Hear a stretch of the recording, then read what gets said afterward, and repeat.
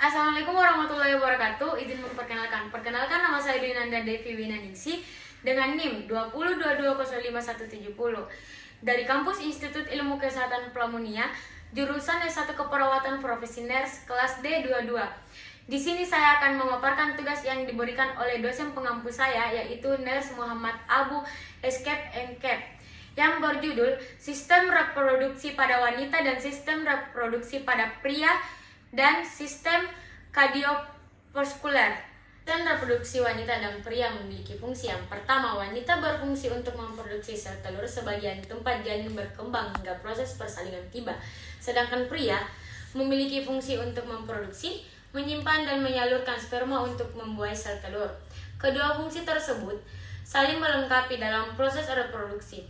Sistem organ reproduksi pada pria dan wanita sama-sama terdiri dari bagian eksternal dan internal. Sebagian besar organ sistem reproduksi pria berada di luar tubuh, berbeda dengan wanita yang lebih banyak berada di dalam tubuh. Sistem reproduksi pria memiliki struktur organ reproduksi eksternal yang meliputi: pertama, penis adalah organ vital yang digunakan untuk berhubungan seksual. Saat mencapai klimaks, sperma akan keluar melalui saluran di dalam penis. Yang kedua, skrotum adalah kantong kulit yang menggantung pada pangkai penis. Kantong kecil dan berotot ini melindungi testis beserta saraf dan pembuahan darah. Yang ketiga, testis adalah sepasang organ pada sistem reproduksi laki-laki yang terletak di dalam skrotum. Testis merupakan kelenjar tempat sperma dan testosteron diproteksi. Sedangkan sistem reproduksi wanita berbeda dengan sistem organ reproduksi pria, yaitu pertama, ovarium adalah kelenjar berbentuk oval dan berukuran kecil yang terletak di kedua sisi rahim. Ovarium menghasilkan sel telur dan hormon estrogen. Ovarium menghasilkan sel telur dan hormon estrogen serta progesteron. Yang kedua, tuba fallopi. Organ ini berbentuk menyerupai tubuh kecil yang menempel di bagian atas rahim. Tuba fallopi berfungsi sebagai jalur sel Faur untuk bergerak untuk ovarium ke rahim. Proses pembuahan biasa terjadi pada organ ini. Yang ketiga, uterus atau rahim adalah organ berongga berbentuk menyerupai buah pir yang merupakan tempat bagian janin untuk berkembangnya semasa kehamilan. Bagian-bagian bawah leher, bagian bawah atau leher rahim yang berhubungan dengan vagina dikenal sebagai serviks. Yang keempat, vagina adalah jalur yang menghubungkan serviks atau mulut rahim ke bagian luar tubuh. Vagina dikenal juga sebagai jalan licin. Saat berhubungan seksual, sperma akan disalurkan oleh penis melalui elemen organ ini.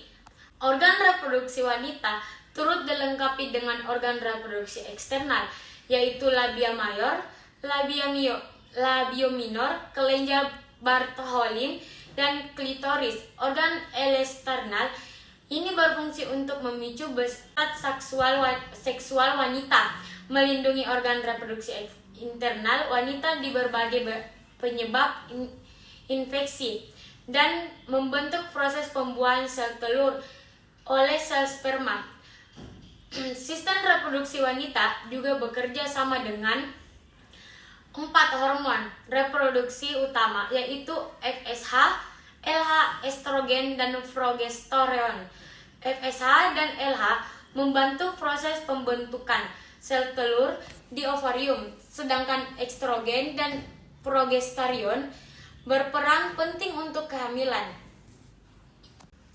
Baiklah, saya akan melanjutkan materi tentang sistem kardiovaskuler, yaitu jantung adalah organ vital yang berfungsi sebagaimana pemompa darah untuk memenuhi kebutuhan oksigen dan nutrisi ke seluruh tubuh. Apabila jantung mengalami gangguan, peredaran darah dalam tubuh dapat terganggu sehingga menjaga kesehatan jantung sangatlah penting agar terhindar dari berbagai jenis penyakit jantung.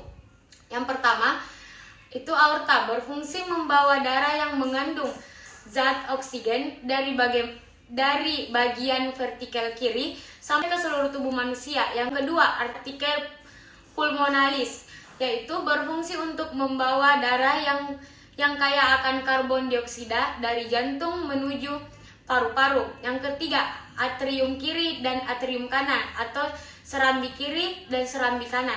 Serambi kiri berfungsi untuk menerima darah bersih dari paru-paru, sedangkan serambi kanan berfungsi untuk menerima darah kotor dari tubuh yang dibawa oleh pembuluh darah. Yang keempat, vertikal kiri dan vertikal kanan atau bilik kiri dan bilik kanan. Vertikal kiri berfungsi menerima darah dari organ atrium kiri serta membawanya ke seluruh tubuh.